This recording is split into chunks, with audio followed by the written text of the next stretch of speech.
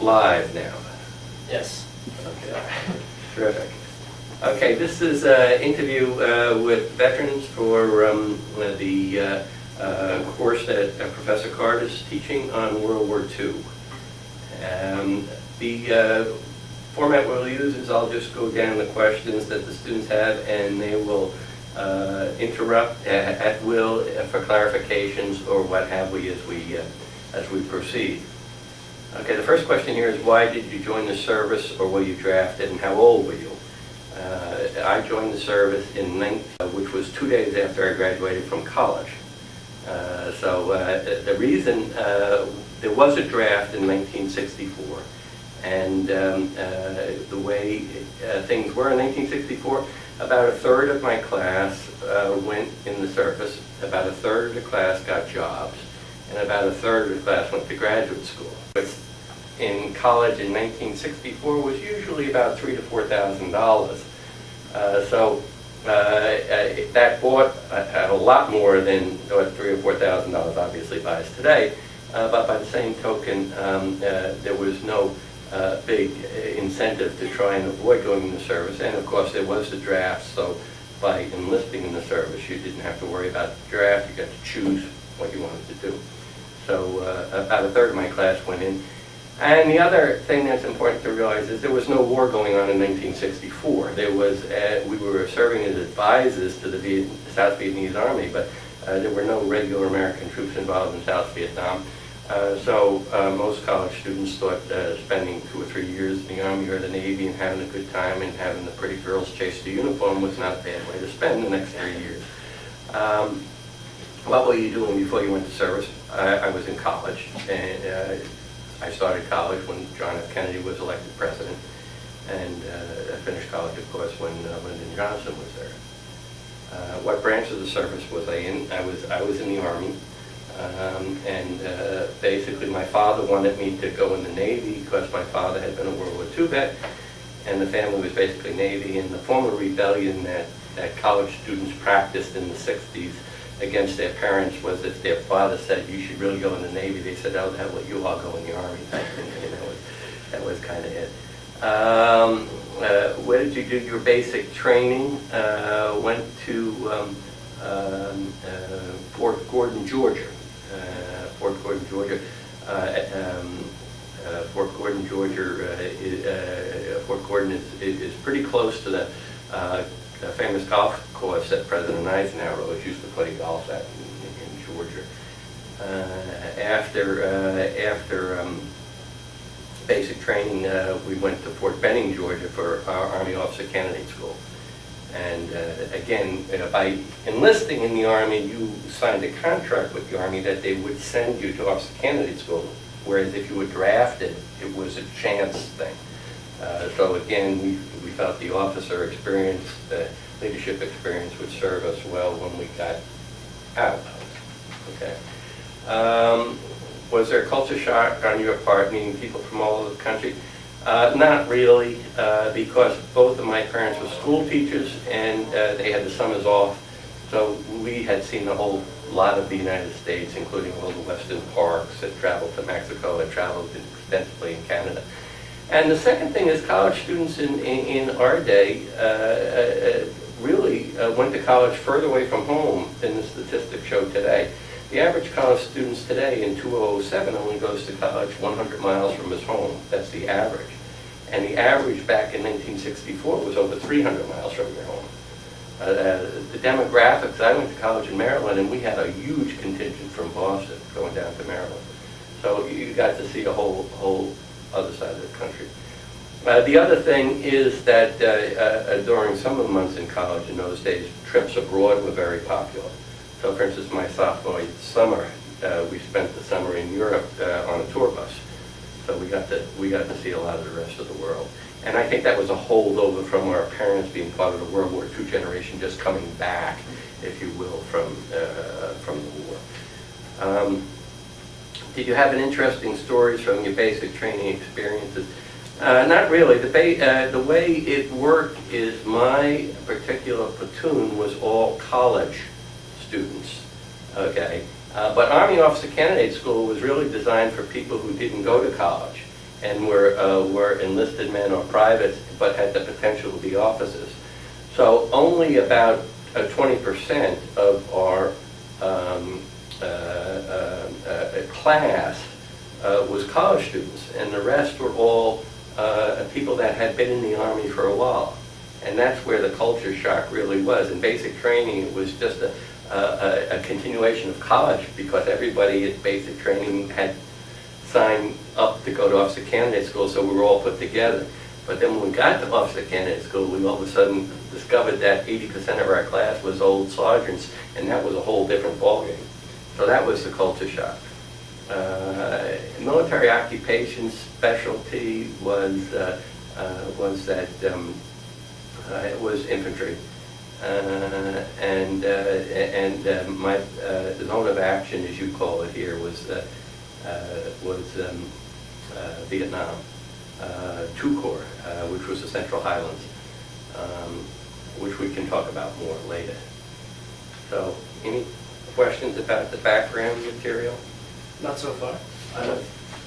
The interesting stories come out of OCS, meaning Officer Candidate School, because after 40 years I'm back involved with my class. I went to, for the first time, I went to a class reunion on my 40th anniversary of the class, and I'm very interested now. I've gotten to the age where I'm interested in what my classmates did and how they ended up and all that kind of thing. I find them far more interesting than my classmates from my college class, quite frankly. Okay, we will continue. I was talking about the fact that the interesting experiences were really at Officer Candidate School. And interestingly enough, our Officer Candidate School class was very successful, and I find more interesting than my college class, is what I was saying. I'm going down to Georgia in the first week of August, and I will go down with a couple of my classmates to see one of my classmates, whose name is Gordon Mansfield, inducted into the Army Ranger Hall of Fame. And Gordon graduated from Villanova in 1964, and Gordon served with me, was a college kid again, and Gordon served with me in the 1st Cavalry Division in Vietnam, decided to stay in the Army, went back with the 101st Airborne Division in 1968, and was shot during Tet, and received the Distinguished Service Cross, which is the 2nd highest award you can get under the Medal of Honor. And Gordon spent the last 40 years in a wheelchair, and after he was retired from the Army for disability, he became a lawyer, and he is currently the Deputy Secretary of the Veterans Administration under President Bush. So a kind of an interesting guy, to say the least. And he'll be joined of us there for the ceremonies to induct him into the Army Ranger Hall of Fame by Joe Marm. And Joe Marm was another college guy. And I used to go to church with Joe Marm on Sundays. When we were at Officer Candidate School, it was the only time you had off during the 9 months of Officer Candidate School. So everybody went to church because it was the only time you got off. And if you didn't go to church, then of course they found something for you to do, like wash dishes. Joe won the Medal of Honor on the 14th of November, 1965, and Joe will be there the first week of August for this. There was a movie, a B-movie made of 14 November 1965 by Mel Gibson. It was called We Were Soldiers Once and Young. So that was the day that Joe Marm won the Medal of Honor. So you can see that we had a pretty interesting class. I'd like to comment, unless there's questions. You guys are okay so far? Okay, I'd like to comment a little bit on World War II, because World War II influenced all of us. And all of our parents served in World War II. And everybody, I guess, almost served in World War II. I brought this in to show you. This is kind of an interesting thing. This is what my father wore when I was born. My father was first officer on a ship in 1942. I was born in December of 42. My father was first officer on a ship off Iceland when I was born, headed for Murmansk, which is a port in northern Russia. You have to look it up on the map, with supplies for the Russians in 1942. And 18 ships of his convoy was sunk by German U-boats. 18 ships. And my father's comments to me my whole life was, whenever I got stressed out, even when I was in the Army, was stress, you don't know stress. So World War II, by comparison to a rinky-dink little war in Southeast Asia, even though 58,000 guys got killed, was a different story. My uncle won the Silver Star and the Purple Heart in southern France, was almost killed, was severely wounded by a German 88. One last World War II story is my son's grandfather-in-law, in other words, his wife's grandfather, during the recent Red Sox playoff game with the New York Yankees, had been an avid Yankee fan all of his life. But as a young man, 17, he had been on Navy ships in the South Pacific. And when, who was it, Matsususu? Help me out with it. Who's the heavy hitter for the New York Giants? Matsui. When he came up to bat during the playoff game, my son's grandfather left the room because he wouldn't watch a Japanese play baseball. So he was 83 years old at the time, but even though he was an avid Yankee fan, didn't understand how come the Japanese could be allowed to play ball for the Yankees.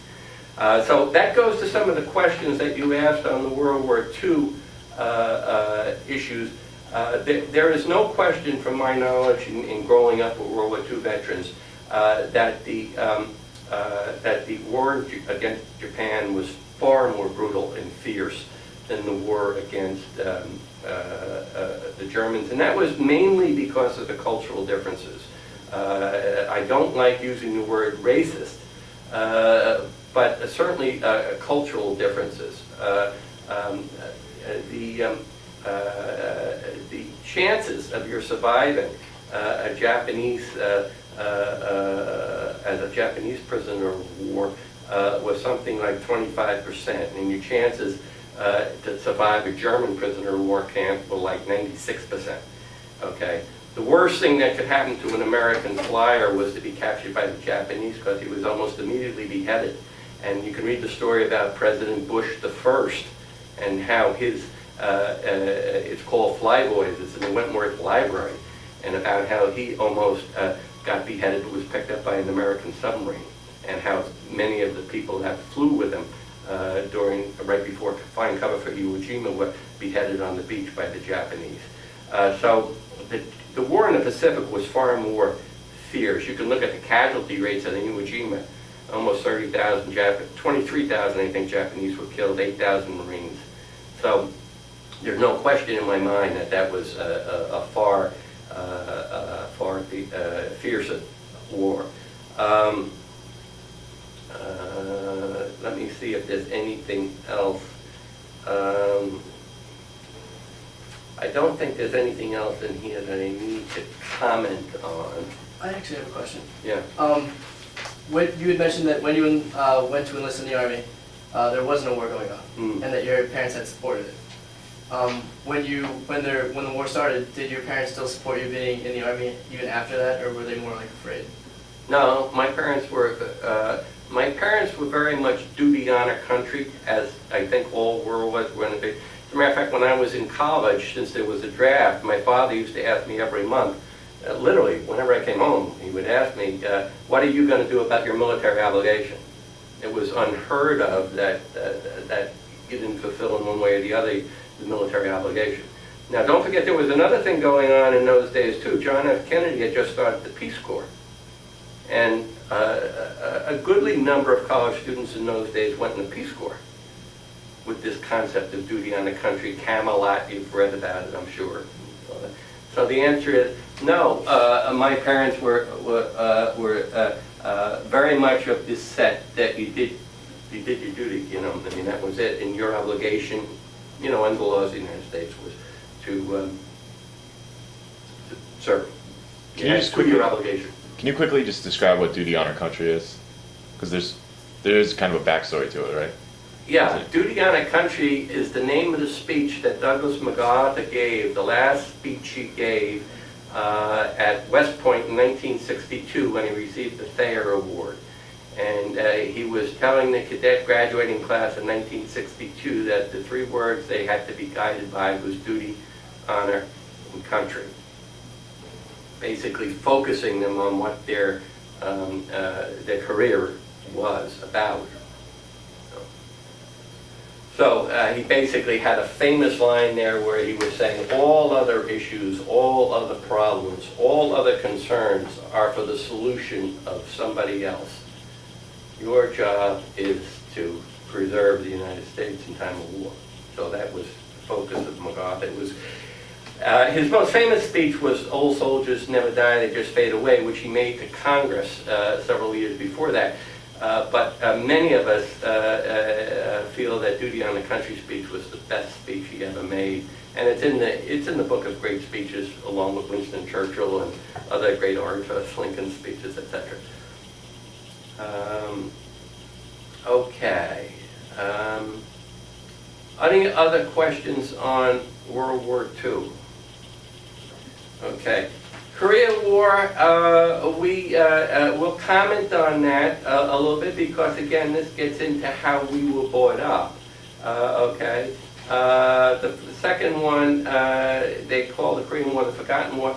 World War II veterans were against the Korean War, not because they didn't think we should fight it, but because of the fact that it was the first, if you will, the nation-building war, a limited war. Okay. So my father thought that if they should be in Korea, they should be in Korea to win.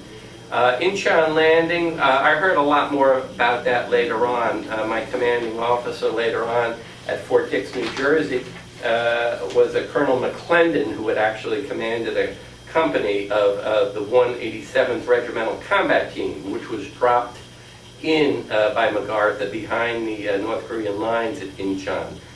They were paratroop regiment. So he was my commanding officer, so I heard a lot about Incheon from there. It was a brilliant, brilliant tactical maneuver by MacArthur, which cut off the whole North Korean army in the southern half of the peninsula. The Chinese came in the war later, as you know. Who was right, MacArthur or Truman?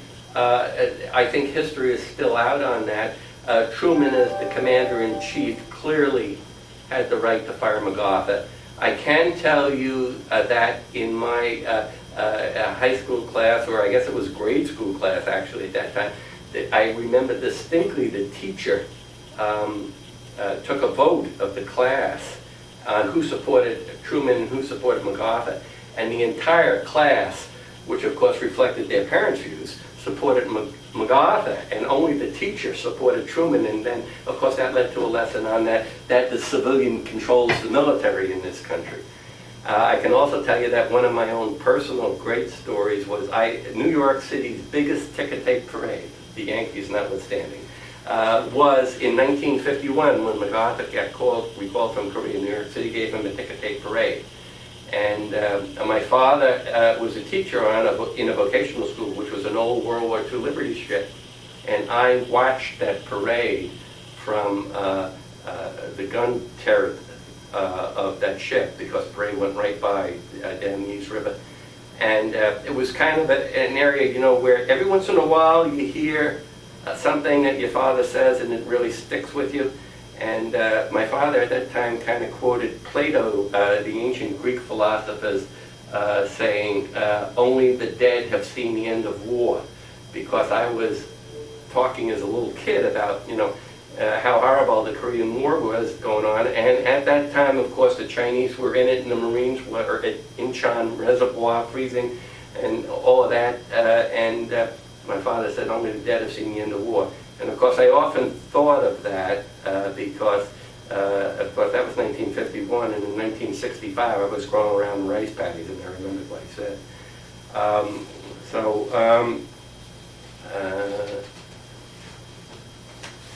Okay, I can't answer racism. questions. Again, I don't like the word racism.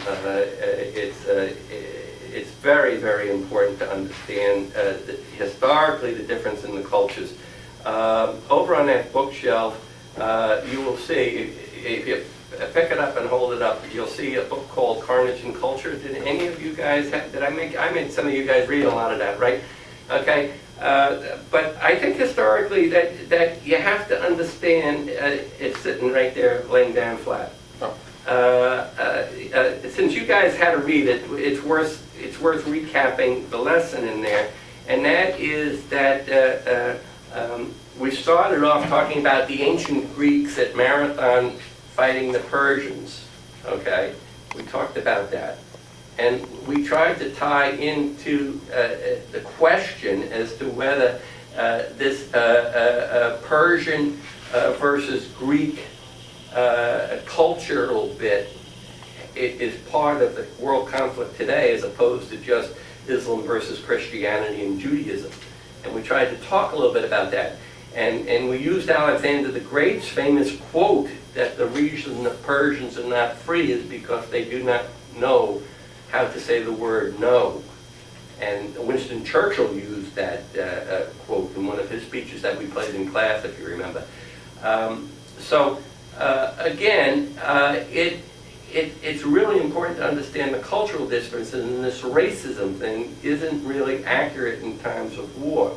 What we have here is we have the Germans and the Americans basically having the same Western way of approaching war. And the Japanese thinking there was absolutely nothing wrong with the beheading American servicemen. And the Americans thinking there was something terribly wrong with it, and a lot of Japanese ended up in prisoner of war camps in our Midwest. Okay? By the same token, the Americans thought there was absolutely nothing wrong with dropping the atom bomb on Hiroshima, and the Japanese thought that was a barbaric way of war. So the Americans looked at it, well, if we save 1 million Marines, I have to say nothing about the casualties that were taken on Iwo Jima, that's just fine. But once you're no longer a combatant, you're captured as a prisoner, you're entitled to the Geneva Convention. So I would much rather that these questions refer to cultural differences rather than racism, because I don't think racism played a part either in Vietnam or wherever. Okay? And again, the same thing in Iraq. Were you happy to be in Vietnam? Okay, the first question on Vietnam, we'll get into Vietnam. During your time in Vietnam, did you know what you were fighting for? Did you believe that the United States government mission was correct? That's a very complex question, okay? So we have to take a little bit of time on it. Obviously, as a college student, I do believe that college students in my era were more informed politically than you guys are today. And the reason I say that is because every college student had the draft hanging over his head. So, you were at risk to be drafted, and that tends to focus one's mind a little bit about what's going on in the world. Okay. The Vietnamese War was twofold. The first was the nationalistic aspects of the war, which date all the way back to French colonialism in the late 40s, early 50s, after the World War II. And you have in there, you have the fact that the Vietnamese were very, very happy to have the French assistance during World War II against the Japanese, who they hated. Okay, so it was like the Chinese hate the Japanese. I mean, it's not a racial thing. It's China hates Japan, Korea hates Japan. I mean, that's just fact. Okay, and it has gone down through the centuries. It's kind of like France hating Germany. That was some part of it. And the second part of the war, of course, was the great Cold War struggle between the United States and the Soviet Union. I personally think that I had a pretty good idea what was going on as far as from a strategic point of view. Meaning that there is no question in my mind, and I think history is starting to show it today, that if the United States had not fought the Vietnamese War, okay, the domino theory would have kicked into effect. In other words, it was more than a you would not perhaps have a democracy in Indonesia. Okay? Indonesia became a democracy because of the show of force the United States made in Vietnam. Certainly, Taipei rather, would have gone communist, and you saw that simply because history, after we pulled out of Vietnam, you saw what happened in Laos and Cambodia with 3 million people killed in the Khmer Rouge. I mean, you don't need any more than that, that if we hadn't done it, it would have also been in Taiwan, which is part of that Southeast Asia Peninsula. Okay? And of course, how everybody would have played their cards like the Taiwanese. Would Taiwan still be free in the tiger of Asia as far as economic development goes if we hadn't gone into Vietnam? Well, you can make your own guess, but certainly if the Chinese were willing to come into Korea in the early 50s, you have to wonder whether they would not have invaded Taiwan if we hadn't had a show of force in South Vietnam. Second problem, of course, with Vietnam is just like Korea, it was a war that Lyndon Johnson refused to prosecute. So I disagreed heartily with the way the war was being prosecuted. Okay, and you know, of course, second lieutenants always know a lot more than the generals. I think that's very important to remember. So Lyndon Johnson prosecuted the war very much on a guns and butter basis. In other words, you could have guns at home and butter at home and guns in Vietnam, and that's very much what's happening here in Iraq too.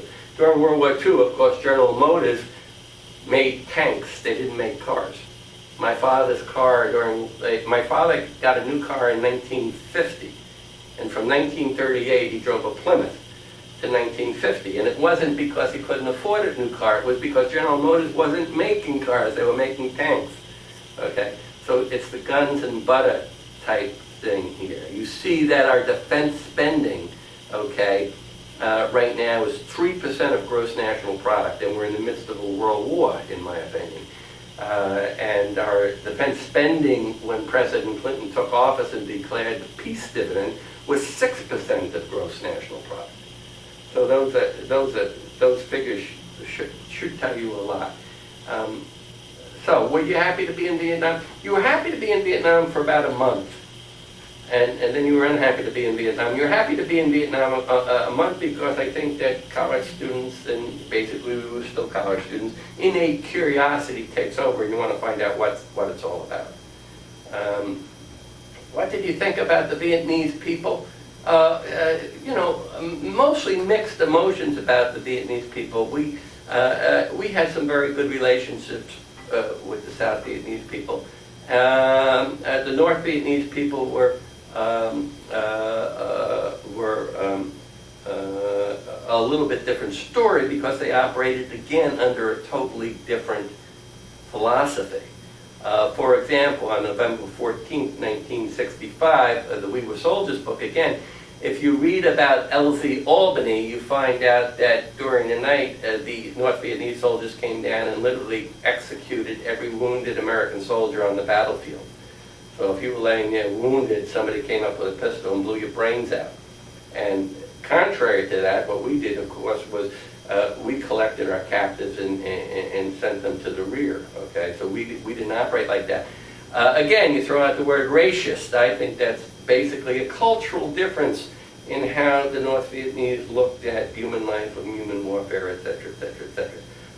Again, they got very, very upset when during the Nixon Christmas bombing of Hanoi and invasion of Cambodia and all of that, they thought that was not cricket. That was not fair. But clearly, again, you have the same type of analogy in Vietnam that you have in Iraq. Okay, you basically had General Westmoreland, who was not following a strategy to win the war. And then later on you had General Abrams come in, who was trained by General George Patton during World War II, and in fact was following a strategy to win the war, which turned around at the Tet Offensive in 1968. You have the same thing now here. You have General Petraeus's blueprint, which is following the French blueprint in Algeria in late 1950s, early 1960s against terrorism, having some success, slow success. But again, you had a General Casey who was in Iraq for the few years before General Petraeus, having no success. So we've dissipated the political support for an action, before we found the right general to find the strategy to win it. So that's the problem.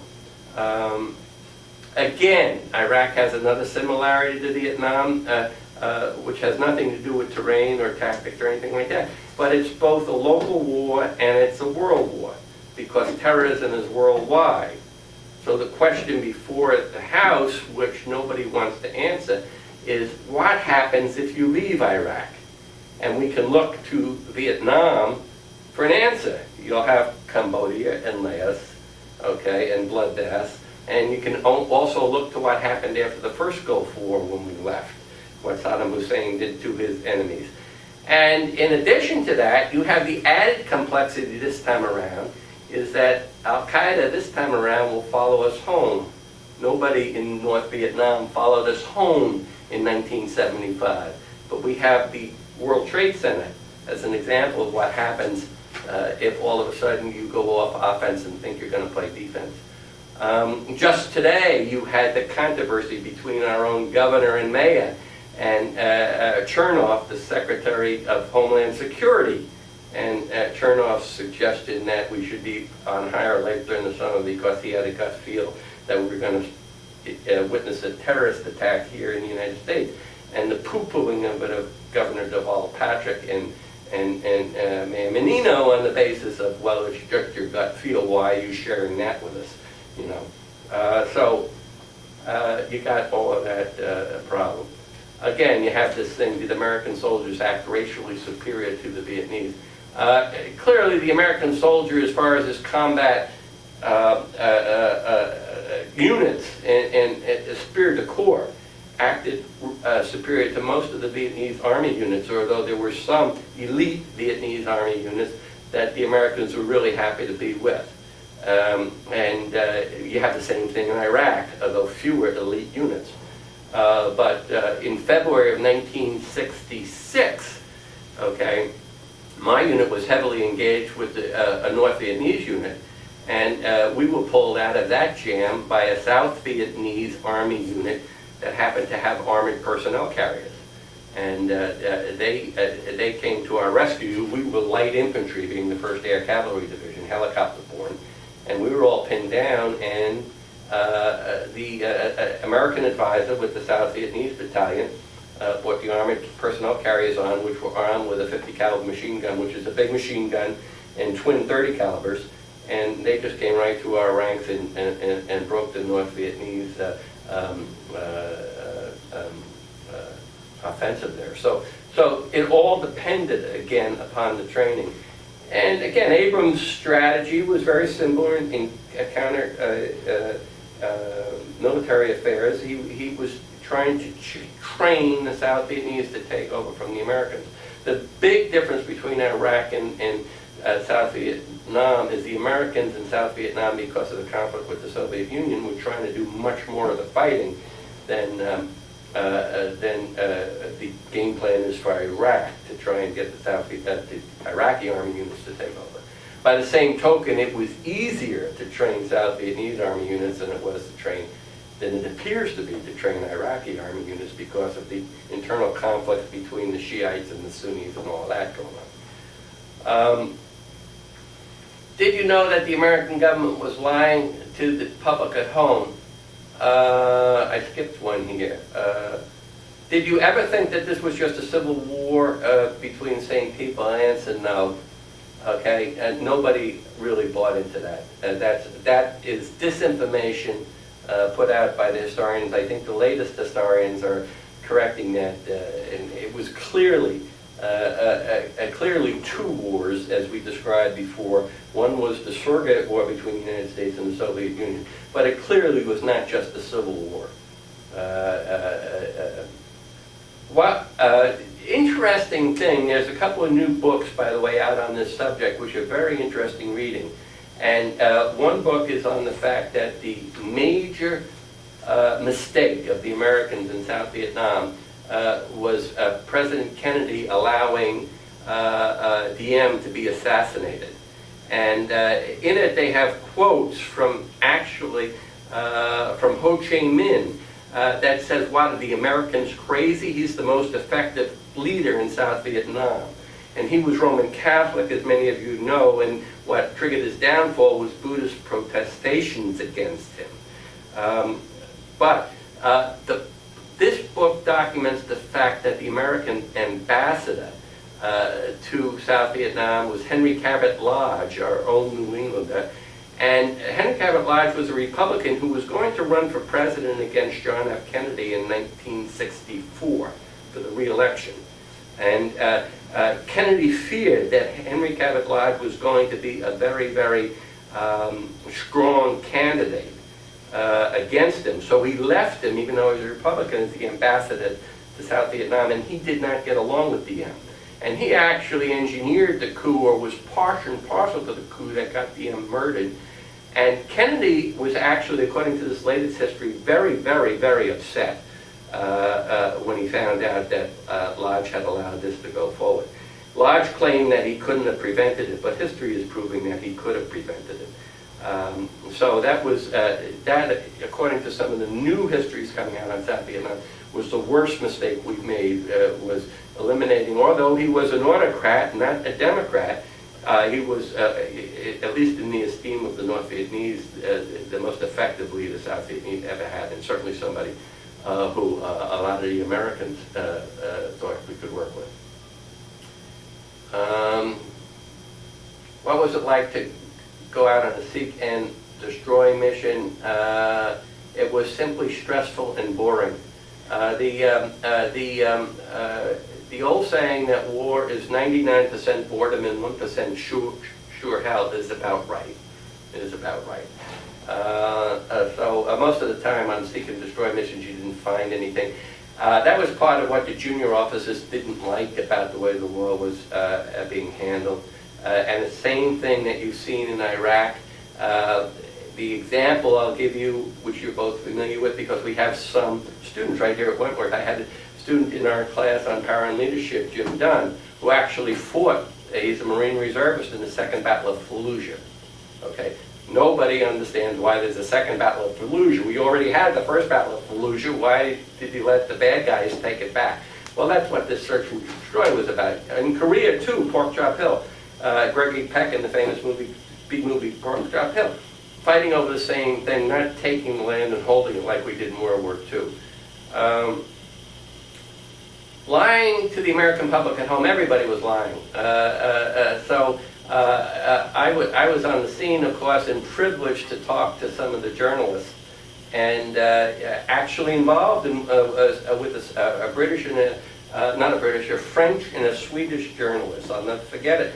But they were out with me in February of 1966 to take pictures of our operations, and they wanted to take pictures of these burned children, and they wanted to write the story that it was American napalm that had done this, dropped by our planes, and it wasn't at all. It was the terrorists from North Vietnam that had done it, but they didn't want to hear about that. They just wanted to write it so that it made us look bad. And again, if you talk to guys returning from Iraq, you'll find the same thing. Talk about the government lying, but the journalists like to lie too, because most journalists are very liberal and anti-American. Okay, if you go to a school of journalism, you will find out that it's far more liberal in the political spectrum than students at a school of engineering. It's just the way people's minds work. So journalists, you look at these statistics, okay, the last election, almost 90% of the journalists voted for Kerry. You look at the breakdown today on what the newspapers are, they're basically liberal. The conservatives are basically talk radio. You know, you see the breakdown depending on what the outlet of the news media is. So again,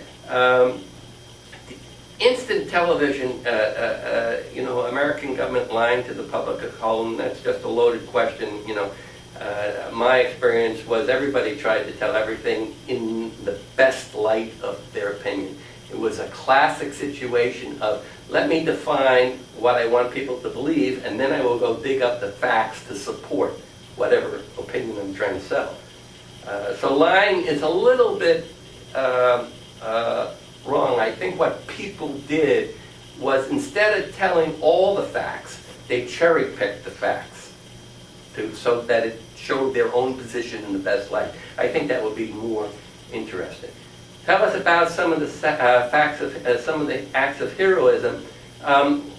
You guys can read the book "We Were Soldiers." You'll see it. You can look at the movie, but it's not as good as the book. And obviously, my classmate that I told you at the beginning of this movie is our #1 act of heroism. Obviously, he got the Medal of Honor on November 14th, 1965, and you can read the details of it. There's also a Medal of Honor book out, and he is in that book, a new Medal of Honor book out, as I say. Were your officers as bad as they are portrayed in the movies? We were the officers, and we were really terrific guys, believe me. Again, I've addressed that. The movies are the movies. You know, what can I tell you? I'll try and give you a funny story which I've told in class, but it's one of my favorites, which is in May or February or March, I forget, of 1966. We were up on the Cambodian border at a special forces camp. We were coming in to look because a South Vietnamese paratrooper battalion had gotten attacked the night before by a North Vietnamese regiment. And I told you this story in class, but John Wayne was up there to make his big movie, The Green Beret. The Green Beret is, you can still get a copy of that, I'm sure, if you want to. But anyway, he was pulling the lanyard on a .155 cannon, and one of my 17 or 18-year-old kids, and you have to remember that I was only 23 at the time, took a hand grenade off his vest and threw it to John Wayne and said, "Hey, John, show us how you pull the pin with your teeth like you do in the movies." And John Wayne looked at one-handed the hand grenade, looked at the hand grenade, looked at the kid, flipped the hand grenade back to the kid and said, "Hey, kid, you've been watching too many movies." So I think that sums up the movies pretty well. Did you ever have the feeling that you were winning the war or could win the war? Well, clearly, as I said, junior officers didn't like the tactics of having to fight the same battle over and over again. But clearly had no question about the fact that America would have won the war, and I think historically that could be borne out.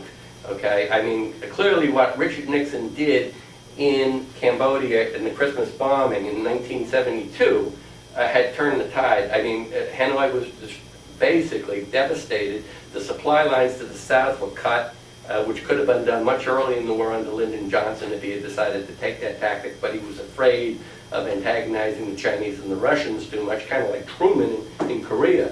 But the reason why that wasn't brought to fruition was because of Watergate. And as you all know historically, Nixon got in trouble with Watergate, and the agreements that Henry Kissinger actually was successful in negotiating in Paris were never enforced. Congress cut off funding, shades of the present, and that was what happened. But again, the people fighting the war, at least in my era, 65, 66, had no doubt that the war could be won and should be won. What did you think of your fighting for either the Vietnamese Cong or the Army of North Vietnam? The Army of North Vietnam was very professional and trained, and the Viet Cong were basically terrorists. Again, they fought under different rules. But the Army of North Vietnam was professional. Again, if you go look at the clips of the Battle of Ai Drang, you can get a very good idea of what the Army of, that was the 66th North Vietnamese Regiment. Could you trust the native South Vietnamese people? Same question being asked in Iraq. Same question, it depends. It depends. Clearly, many South Vietnamese were executed by the North for collaborating with us when we left. I mean, you know, that's one of the blots on us that we didn't get them out. Did you hate the hippies and the college students at home? By the way, you guys have any questions? Not at this time, actually. No, I have some for... Okay. I came home in 1967 and went up to Columbia University in New York City to graduate school at the Columbia University School of Business. And in those days, we had the big college riots SDS, Students for Democratic Action, a guy by the name of Mark Rudd, and basically the students, just like you can find out here at Wentworth if you talk to the guys like Jim Dunn, who was in our class, and the Marine Corps Reserves, the students, the maturity factor between the students and the veterans, we had a little group of Vietnam vets that were 12 of us. That one guy had been a Navy guy that served as a forward observer for artillery with the Marine Corps. One guy had actually been on a ship that brought the 2 South Korean divisions down from Korea that fought with us in Vietnam. We had 12 of us, and you know, there was just a total gap between college students' understanding about what was going on and what we was in fact going on. You know, basically, we thought they were jerks. The other problem you have that you gotta remember is we use the word hippie too loosely. You know, the hippies that go to Woodstock and were you know, doing the sexual revolution and all of that was one thing, but you had things like the Black Panthers, you had the Hearst thing, robbing banks, killing policemen, doing all of that were used under the umbrella of hippies, and I think every law-abiding citizen, you know, despised them. So, you know, you have to be a little bit careful after, you know, almost 40 years how you break it down. But the college students were basically just stupid college students and that were caught up in the propaganda of the day. The real bad guys were a whole bunch of different people, like the Black Panther, etc., going around, kill the cops and all of that. So two different things going on there.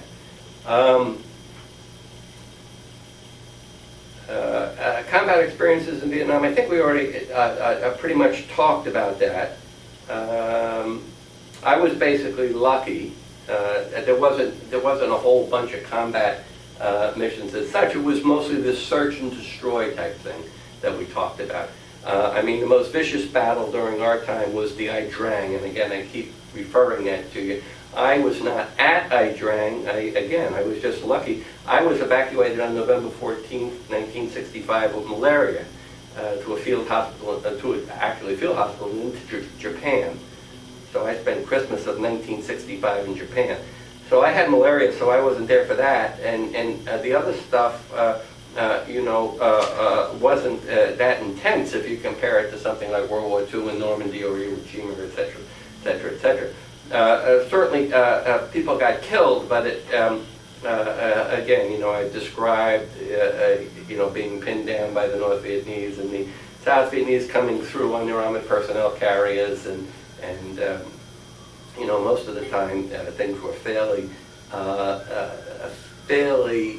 for combat situations, fairly low key, with the exception of Ai Drang. I think Ai Drang's the one you have to look at if you really want to know about it. Any close friends of mine get killed? Yeah. At Ai Drang, I had 2 classmates killed, and other friends, and their pictures are in the book of We Were Soldiers. You'll see them there. Taft, who was a college kid like me, and a good lieutenant. He was killed. He was with the 7th Cav. And the other guy was a guy by the name of Herrick, who had enlisted in the Army, and he was killed, and we remember them.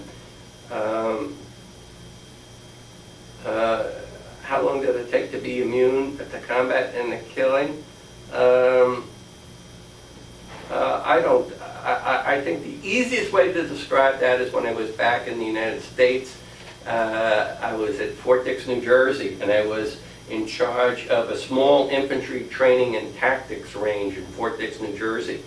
And I had a black platoon sergeant named Sergeant Lawson, who I never forgot. And he had 2 stars on his combat infantryman's badge, which meant he had been in Korea and World War II, as well as in Vietnam. And there was a terrible, terrible thunderstorm. We had all these young guys, and I was 24 at the time, young being 18, going through basic training at Fort Dix, New Jersey. And it was thundering and lightning and raining, and kind of like the monsoons in Southeast Asia, and everyone was miserable and wet. And Sergeant Lawson comes up to me and he says, "Sir, should we call off training?" And I was hot stuff now. I was just back from 13 months in Vietnam. So I looked at him and said, "Hell no, Sergeant, we'll continue on. Best they get used to it." And he just looked at me and he said, "Sir, you never get used to it." And I said, "Well, Sergeant, if you think we should call off training, you go ahead and call off training." And I think I never forgot that remark. I thought that was probably said as well as anything. High from combat, I don't know what that means. The best way to describe that question is there's an old B movie that stars Robert Mitchum and Egan. It's a Korean War movie. I forget Egan's first name. I don't know. You might remember the old actor about the same era as Richard Egan, maybe it was. Well, Egan was a colonel in the Air Force, and Mitchum was only a major, but he was a classmate of his from West Point. And so Egan outranked him, and it was F-86 Sabres or something, whatever I think that was the nomenclature, the jet they used in Korea. And during an intense argument about why Mitchum was never promoted, Egan looked at him and he said, "You don't understand." He said, "Most of American servicemen that are here in Korea are here because we have to be here. You're here because you just like to roll the dice and see if your number's coming up." Okay? So there are men like Robert Mitchum played in that movie. There certainly are, but that's not the way most of us are. What can I tell you? Drugs prevalent in Vietnam? No, that came much, much later. 1965, 1966. I spent 3 years in the Army, and I had exactly one drug case, which was a marijuana smoking drug case. My last 4 months in the Army, I commanded the honor guard at the National Cemetery out on Long Island, New York, and one of the honor guard members, they found a marijuana cigarette in his pocket, but that was the total extent of drugs. The drug of choice when I was in the Army was booze. So that's something that comes later. Did you become disillusioned in your mission? No, not in the mission. It's the same thing with Iraq. You get discouraged with the incompetence of the leadership, but if you really think about the mission and what was going on, you didn't get discouraged about that, because it's the old saying, in the power and leadership class, you guys may remember that we had a sergeant just back from Iraq talk about his platoon and how all the 17 and 18-year-olds felt strongly that if they weren't fighting these guys in Iraq, that they'd be fighting them right here in Boston. And he's told us about the fact there's 4 active terror cells right here in Boston. So basically, you either, as an American, you either buy into the fact that if you don't fight your enemies overseas, that you're going to fight them here at home. And we believed, meaning my generation, believed in the domino theory. We had witnessed our parents come back from World War II, and we thought Vietnam was a small price to pay versus the price our parents paid. Okay. Again, when I was born in December 1942, there wasn't one man on the street. They were all off to war. When my wife was born in 1945, and we were not baby boomers, which came after the war like Clinton and Bush, we were war babies. But my wife's father was in the South Pacific and didn't even know she was born for 6 weeks. That's how long the Red Cross took it. So we were brought up with the fact that this peace stuff was not the normal state of the world. My uncle had been in World War I, and you only have to study the horrendous carnage of World War I with the mustard gas and the trench warfare and everything to understand how it was. So the answer is that the strategic mission, nobody ever became delusioned with. The execution of the tactics and day-to-day, people became very disillusioned with, just like you see now. You see people really confused. How were you treated when you got home? Awful. That's something that people are still trying to make up. I had a professor right here at Wentworth. When I came to Wentworth in 2001, I had an unnamed professor ask me to describe to him some of the atrocities I'd witnessed in Vietnam. And I was so angry because he didn't believe me when I told him that I went through 13 months in Vietnam without witnessing an atrocity. He thought I was putting him on. Okay, so the problem with that question, it's worth talking about, and I'll use a story that happened to me that I never forgot up at Columbia University when I was there in graduate school in 1968. I had a pretty young girl come up to me who at a cocktail party, and she and I were talking, and she went off on a rant about American soldiers in Vietnam being baby killers. So she was about 21 or so. I was 24 at the time. So I said to her, Liz, who do you think was the baby killer? I said, who do you think pulled the trigger? And she said, oh, I didn't mean you, Joe. So I said, well, if you didn't mean me, then you haven't read about the Nuremberg trials, where Germans were held responsible for their atrocities, okay, regardless of what their superior officers said. I said up at West Point, they spend an entire year describing to the cadets when it's lawful to disobey the order of a superior officer. And I said, the only other alternative is if you didn't mean me, you must think I'm an imbecile and didn't know what I was doing. So clearly, those type of incidents made me very angry, and of course I don't think the World War II vets ever had to encounter them. Biggest regrets about my military service was that I was not a better soldier. I was very, very much the most unmilitary thing to hit the Army,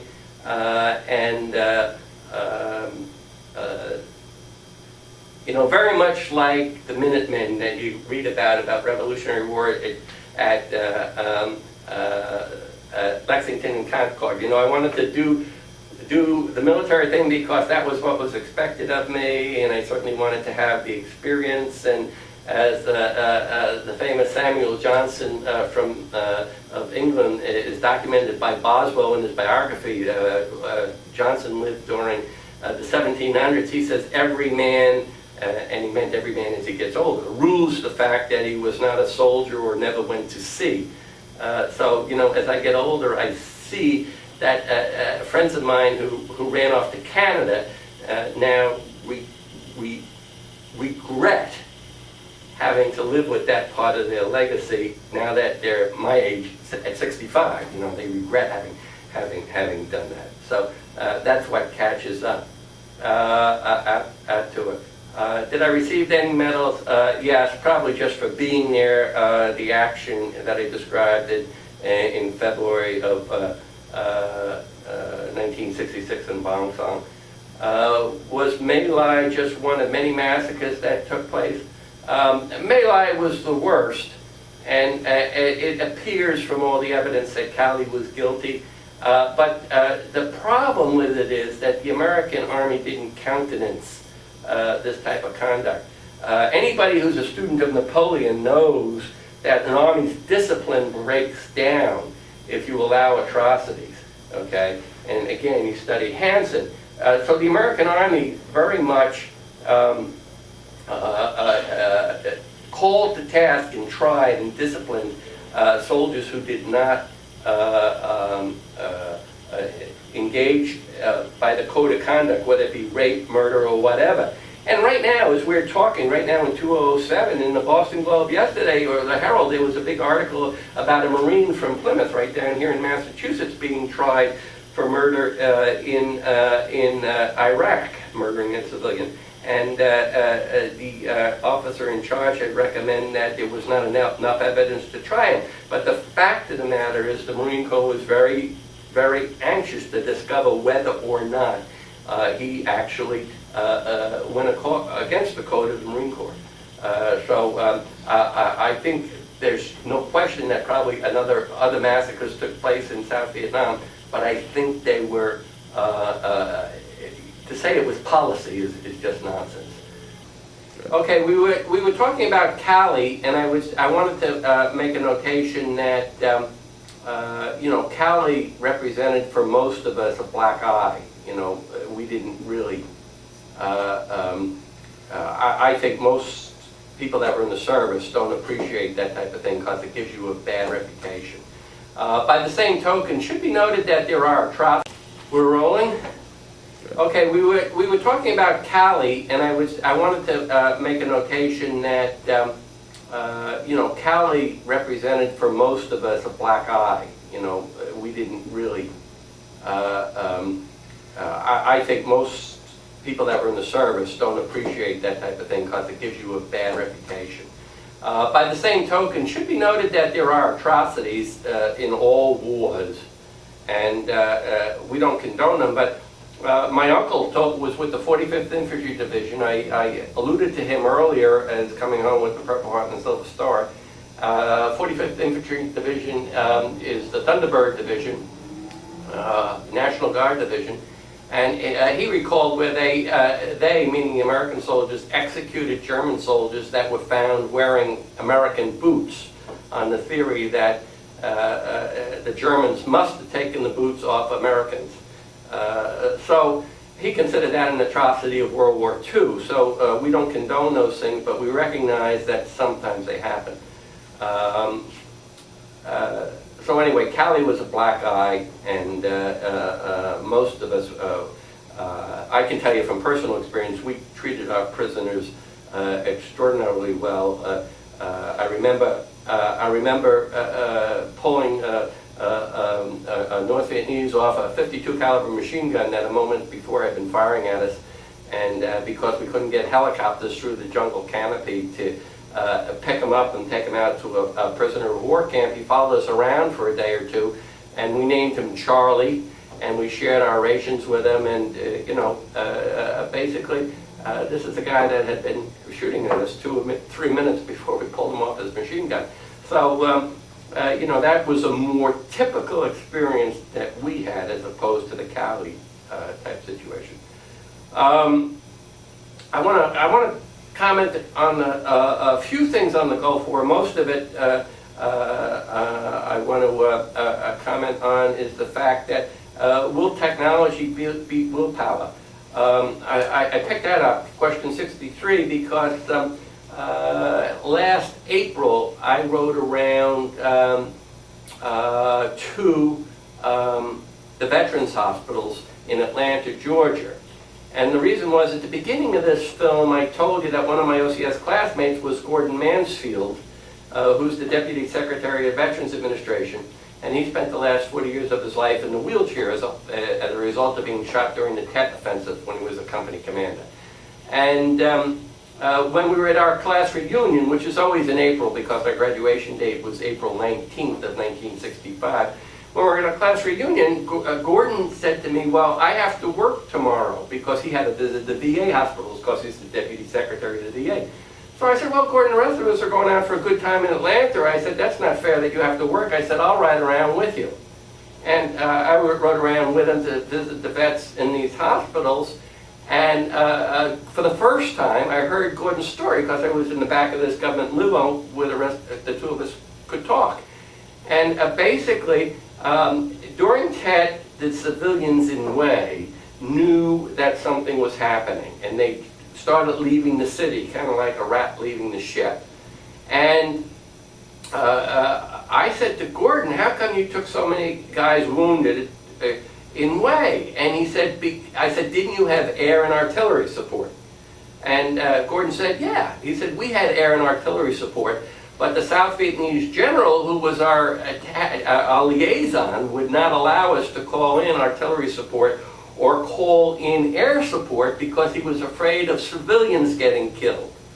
So it was the old collateral damage thing where American soldiers took far more casualties than they had to take if they were allowed to take the risk of killing civilians. Okay? And so, will technology beat willpower? Answer, no.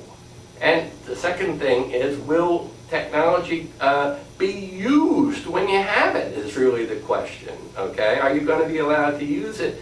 And the third question, which Hansen asked, which has got to be asked, is if the civilians feel safe, the enemy civilians feel safe, can you ever win a war? Do you think we could have won against Hitler if we hadn't firebombed Dresden? Do you think we could have won in Japan if we hadn't dropped the atom bomb? Those are questions that you have to ask. Certainly Grant and Sherman during the American Civil War did not think that the North could ever beat the South if the South's civilians felt safe. That was Sherman's famous march through the South, through Georgia. So those are questions that have to be asked, okay?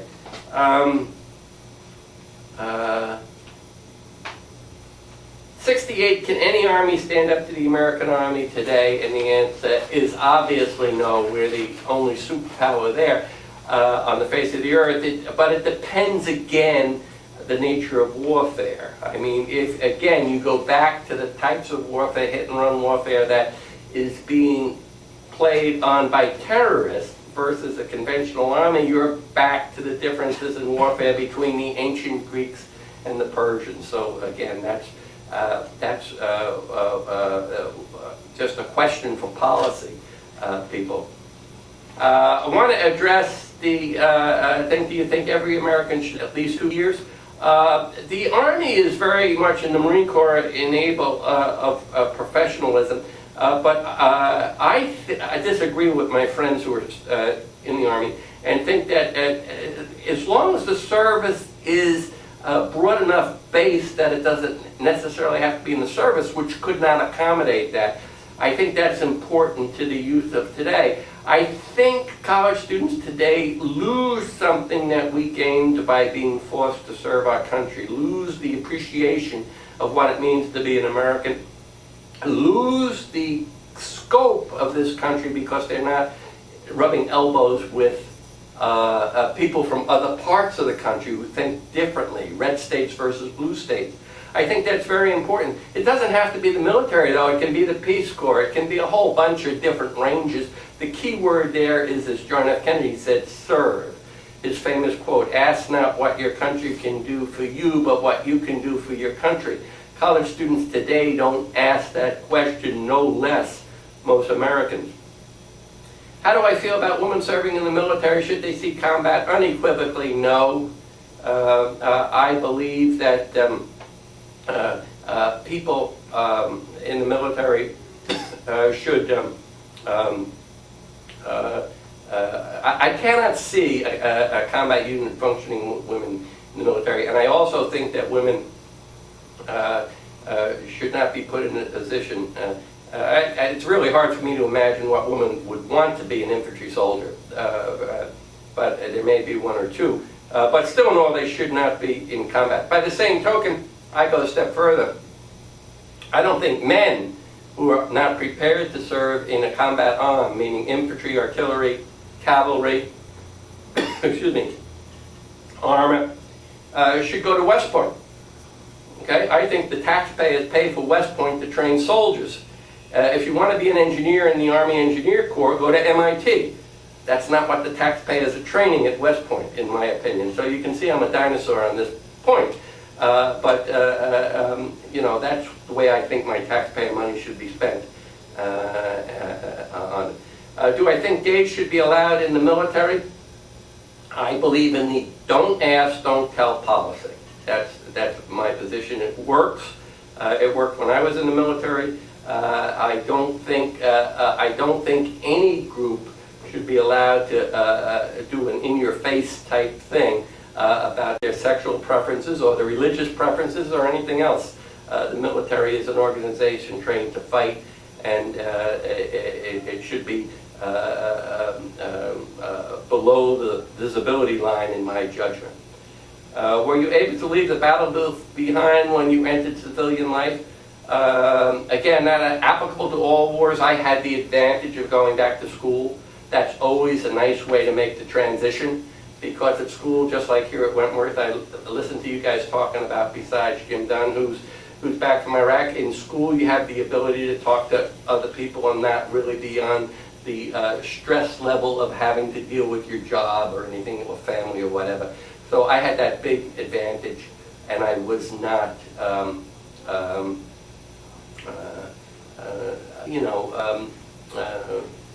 married or had responsibilities or anything like that. So I had a lot easier than the married guys. Married guys have a hard time getting back. And the reason is very simple. I have college roommates that were career military officers. The reason is that military wives learn to function without their husbands for a long period of time. Most of the guys I know, of course, were officers, so they come back and they want to take charge. And the wife says, well, wait a minute, I've been running this show for the last year. I don't need you to take charge. And it's a very difficult transition to make. Okay? So that's been the experience. And some of these people that I'm referring to have very solid marriages, but that didn't mean they didn't have to work on that transition. Okay? Would I join the military again? Sure. I often say the old joke that you guys heard that that war should be fought by old men and young men should wait until they... So anyway, dream about combat or flashbacks. The only thing you dream about is things that you wish you had done better. Wish you had done better, mistakes you had made. You know, you can think of mistakes that cost people their lives, and that's mostly what I think of. You know, as a 23-year-old, you make a lot of mistakes, and every once in a while somebody gets killed because you made the wrong mistake. You made the mistake. But again, had it been, do you think that in 2006 the military is over-glamorized? I don't know what that question means. There's nothing glamorous about war. By the same token, the military experience changes your life by making you more mature. It reorients the values, what you think are more important in life. For instance, if you get married and have kids, you would tend probably to realize the importance of paying some attention to your kids and your wife as opposed to spending 100% of your time trying to be successful in your career. So you start to have a sense of priorities better in the military. And also, obviously, you get a leadership position at a very young age as opposed to when you get out of college and you're basically assigned to carry somebody's briefcase. So again, we referred to earlier, you regret the mistakes you made, but at least you get to make mistakes, which is something more than most 23-year-olds get to make. Do you think military experience enhanced my professional career? Surely it enhanced my professional career because it forced me to grow up very quickly, and that would not have happened. That would not have happened. It would have taken a far longer try. Would you want your son and daughter to join the military? My oldest son went to the Naval Academy and flunked out his junior year, which was on calculus, believe it or not. So that was one of the most disappointing things that happened to me, and very disappointing to him. He still goes back to his class reunions, even though he never graduated, with his 3 little boys. My youngest son went to Villanova, and I begged him to join Navy ROTC, and he wanted no part of it. I now have 5 grandsons and 2 granddaughters, and I certainly would encourage the grandsons to go in the military because I think it helps shape your character. Helps shape your character in a way that cannot happen in civilian life. As a matter of fact, my oldest granddaughter is 14, and she's very taken with the United States Coast Guard, which is, in my judgment, not a combat arm, although don't tell any veterans of the Coast Guard that were on the North Atlantic run guarding convoys in World War II that it wasn't a combat job. But she's very interested in the Coast Guard, and I'm talking to her about going to the Coast Guard Academy down at New London, Connecticut, and what it takes for her to get into the Coast Guard, because clearly, that would be something. She's done some sailing, and clearly her interest in the sea and the water and the Coast Guard, etc., would be something that I'd encourage. A career of service in that sense. So the answer is yes. And I think we have to circle around to the fact that this time that you all grew up in, this big hiatus from Ronald Reagan until now, is an anomaly. It's not the normal state of affairs. And unfortunately, I believe, as my father told me on that day in 1951 when MacArthur came home from Korea, that nothing in history has proved Plato wrong yet. Only the dead will see the end of war. And therefore, I fully expect that my grandchildren, my 1-year-old grandson, Jack Patrick, will have to fight his own battles in his own day. Fully expect it. Not being pessimistic, it's just the way of the world. What can I tell you? Any questions? Well, besides any of the sheets, do you have anything that you'd like to add? Any questions on the sheets? I think you guys covered it. I have to compliment you on this. These sheets are far more comprehensive than the last go-around when the crowd came in here and went over this questionnaire. And it's kind of a good project. I only wish that there were more World War II veterans alive and that you guys had the privilege of knowing them as I did. They were a different breed of cat, believe me. You really want to read all you can on that. That was an interesting, as Tom Brokaw said, the greatest generation. I guess I'll end up note that Professor Carter and I don't think that the World War II generation was the greatest generation. We think it was the second greatest generation.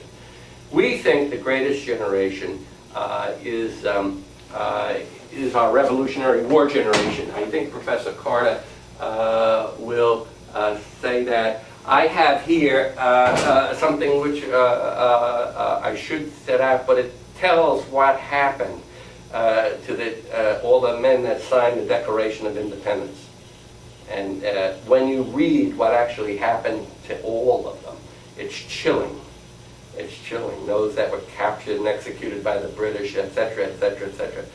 So I think the greatest generation was those that did the Revolutionary War and formed this country we all have the benefit of. But I certainly think that the World War II generation has to come close.